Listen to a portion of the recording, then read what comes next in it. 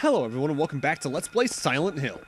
In the last part, we started off the game and figured out we need 3 keys to get to that one apartment complex because it's the only way to get to the west side of the residential area.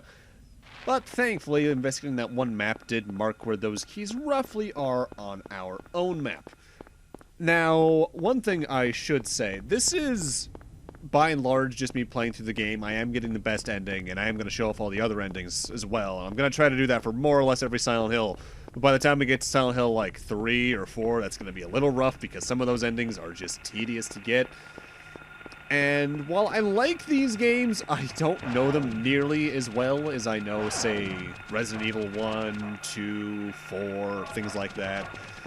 So there's probably a good amount of like ammo and healing items that I'm just not grabbing in Silent Hill, the main city itself, because they're just behind corners I didn't know I could check behind. And because of that, I think there's also a couple of documents in the game I don't read. I know there's one at the very end of the game that I don't read. And I try to read it, but I think either it's only available on repeat playthroughs or there's some other document I forgot to read on recording that maybe I only read in practice that you need to read before you can read that other one.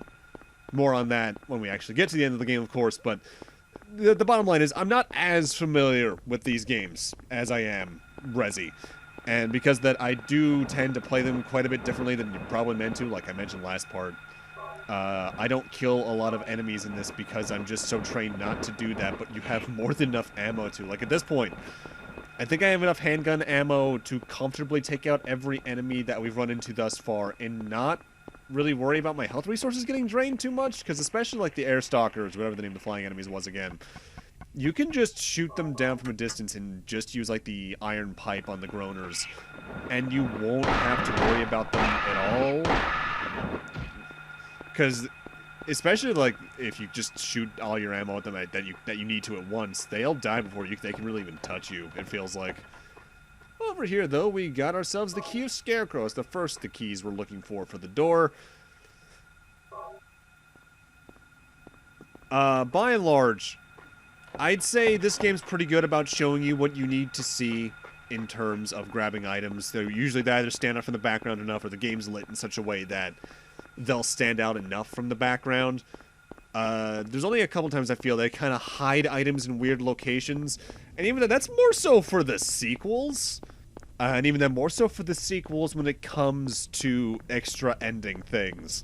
Because Silent Hill, and we'll get more into this as we go on, is one of those games where after you've beaten the game, more endings unlock, including the joke endings, and sometimes finding stuff for that can be a little weird.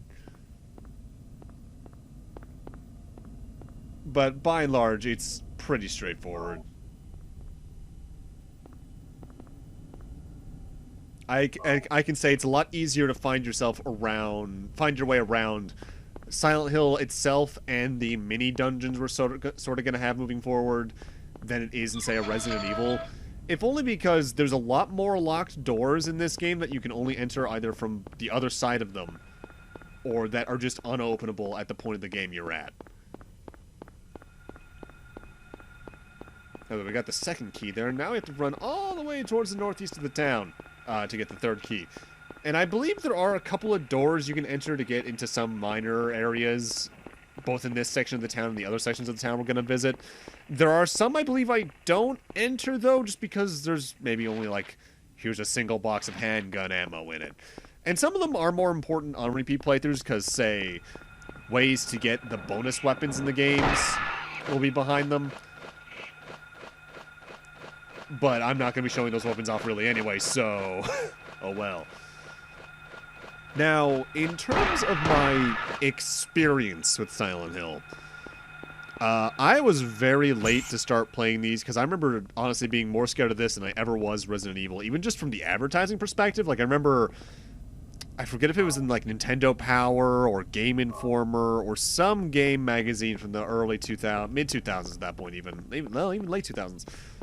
Where I remember seeing ads for Shattered Memories, and just being intimidated by that more than I was, like, any Resident Evil ad. So I didn't actively start playing these until late middle school, early high school, so circa 2010 through 12, somewhere in that range. I ended up tracking down most of the games in some way or fashion for my PS2, or playing the collection, or borrowing the collection rather from one of my friends at the time. Which, oh boy, that HD collection, that's definitely Comic Sans they use for some of the signs at some points that that's not the typeface they use there in the original games. By and large, Silent Hill 1 is probably the one I have the second least experience of out of the classics, by like the Team Silent games. The only one I have played less than this is The Room. I think I've even played Origins more than both of this and the fourth one. So this gas station has a couple of things of ammo and health drinks in it, but it's only really, like I mentioned a moment ago, after you've beaten the game that this area's real use becomes apparent, and we'll be covering that very late in the LP, because I'm more or less just focusing on getting the best ending for the main playthrough. And thankfully, for the best ending, you don't need to worry about doing anything super extreme, not even that even extreme. You don't have to worry about doing much until we're roughly in the Part 8, 9 territory, somewhere in that range.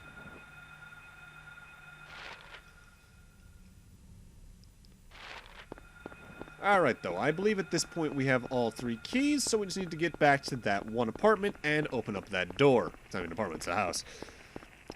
If there's something I can say that is both really cool to me, but also kind of tedious about at least the original Silent Hill, the size of the town compared to your running speed makes it feel like you're really just abandoned in the middle of nowhere. But it also makes getting around a little bit annoying because I find myself constantly checking my map to make sure I haven't passed the area I need to get to. Silent Hill 2, I think, even does better with this, and I think not only does James move faster in comparison to the scale of the area, but I think they do a better job of showing you like more key locations around every single area to help you better navigate and make sure you haven't missed the turn you're looking for. And then Silent Hill 3 onwards just completely changes how the series works in terms of navigation, at least. It's still relatively the same in terms of like actually like moving and fighting and all that. 3 is where they do a couple of things different. Not enough though. Like 4 is where everything's different and it just feels weird. What? It's getting dark again?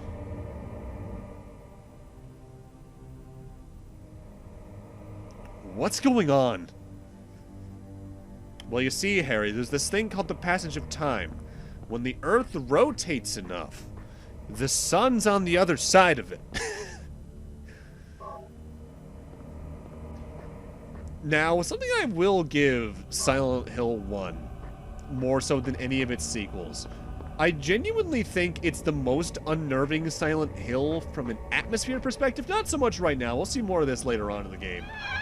But between how atmospheric the soundtrack is in this one compared to the other ones, the noises they use, and admittedly, how the graphics are compared to what the later games would be, things are just muddy and unclear enough that it gives a very...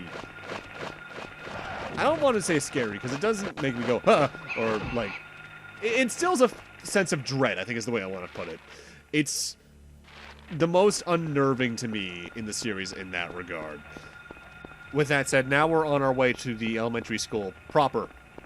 And it feels like they place more enemies in Silent Hill when it's dark like this, but I can't tell if that's just because they want to make you feel like you're being chased by more enemies than there are, and there's maybe just a groaner off to the side that's trying to track onto you and is holding onto you a bit longer than not.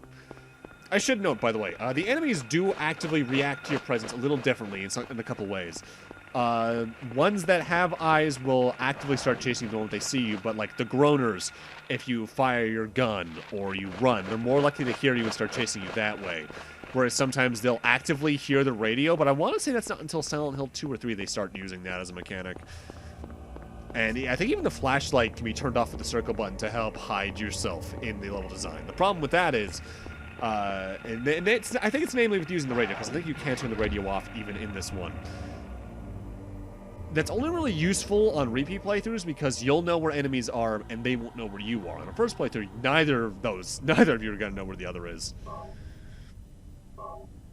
But you do want to make a stop into this bus at the end of the road before you actually enter the school, because there's a save point here.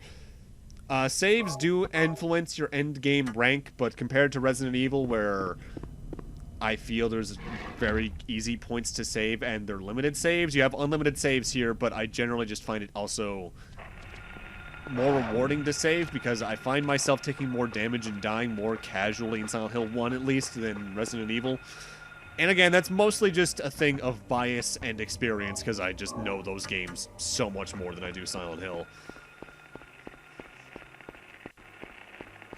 With that, though, dodge that last groaner, and you can enter the school. This is where the unnerving nature of the game to me really starts to hit. Because Silent Hill likes to have a lot of silent areas, but now we're going to have silent areas along with my least favorite enemy type in the game. Not quite yet, though. Before we enter that next door, we actually want to look around in this main hallway first. Namely, we want to enter the teacher's lounge here, and, well, that's an eerie painting. A picture of a door. I don't know who drew it, but it certainly isn't bad taste. I don't know, the composition's neat. It's a little grim to have an elementary school. It's more of an art school kind of thing. That'd be done by probably someone who's interested in horror to begin with, but it's neat. And we also have some notes over here as soon as I get in the right position to investigate them. The game is a little finicky with that sometimes. It's written in blood. 10 o'clock, Alchemy Laboratory. Gold in an old man's palm, the future hidden in his fist. Exchange for Sage's water. And we got another one over here. It's written in blood. Noon. A place with songs and sound.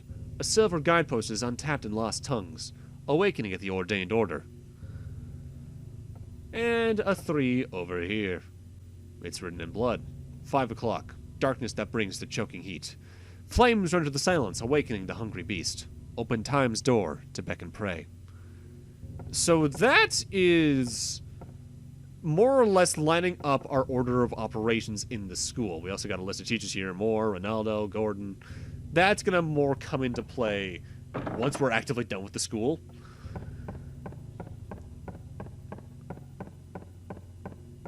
No matter what we do, we can't leave via the left or right wings of the school, but we can enter this room over here. This is the infirmary. This is the de facto save point for the school section of the game, because the school is sort of our first dungeon, quote-unquote, like a Zelda game. And by and large, every area in the game has one, sometimes two completely safe rooms that have health items. Sometimes play either no music or more soothing music in comparison, or just have a save point. They don't usually put save points in areas that have enemies. Usually. There's a couple. So let's head into the courtyard. And the enemies return. But before I go in there, I actively just remembered I forgot to grab the map that's here in the first room. The courtyard is where enemies actively start to show up in the school, and it's the ones we saw during the intro segment, the Gray Children. They also are known as Mumblers or Clawfingers. They're one of my least favorite enemies in the game, but first let's take a look at this. The tower door is locked. The hands are stopped at 10 o'clock. Oh, we've heard that number before. So we need to figure out what to do with the 10 o'clock number, which was the Sage's Hand note we read. And we have to figure out wherever the hell that is in the school first. So the thing with Gray Children is they're slow. They'll actively attack you, but they are slow. There's actually no enemy in here, by the way. It's this thing. That's a larval stalker. They will not actually hurt you. They'll just run away, trip over themselves, and make kind of cute sounds. They're more there to just trick you into thinking there's something dangerous nearby. The thing is with the Gray Children, they'll crawl towards you, stab you, and that's no good. But they'll go for a dive like that one just did as well if they're close enough to you, especially if you're trying to run away from them. The dive actively does damage, and I think they do more damage the longer they grab onto you because of the knife that's in their hand. They're slow, they don't have much health, so a couple of swipes on the head with like the iron pipe or even some handgun ammo can take them out pretty easily. But again, because I'm playing this like it's Resident Evil just because of my experience in survival horror games, I tend to just avoid them. As well, there's not a lot of times in the game where you're rewarded for killing enemies. It's usually the end game ranking that rewards you for doing that. You don't say, kill a set of 3 enemies, and that unlocks this one room door that allows you to grab like a couple of health drinks or ammo pickups. No, it's just there to drain your resources that you honestly are probably better on first playthrough, just better. It's probably better for you just to save them for boss fights or whatever. But again, Silent Hill 1 especially gives you enough ammo that you don't need to really worry about that. You can just fire away and you'll probably find enough ammo to replace it, at least for the handgun. The 2 better guns with it than the handgun you're gonna find through your first playthrough. Not so much. There is more limited ammo of those, but the handgun you're completely fine to just use, I find.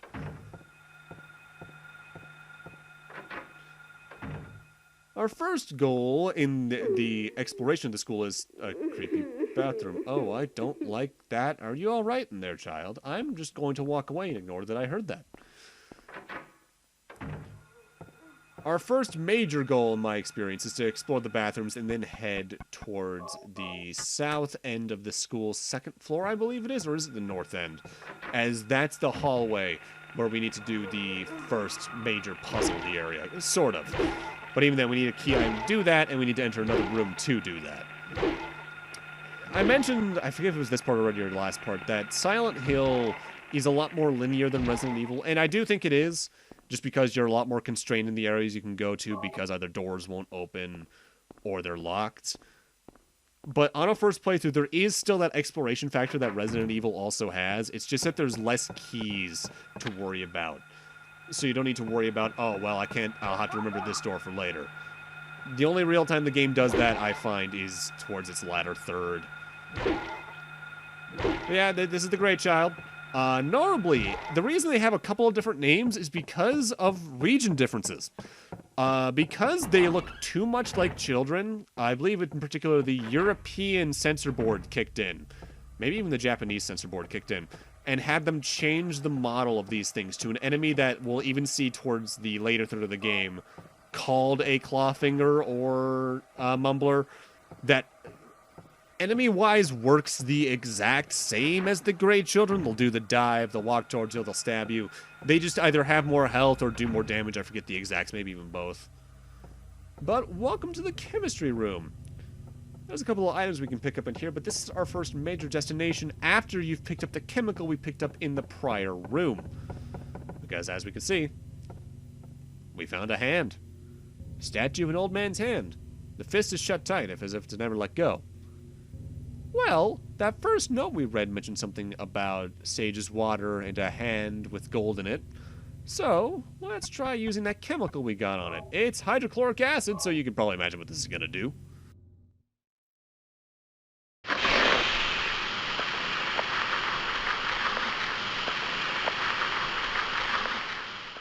And if we investigate the hand again, we get the gold medallion.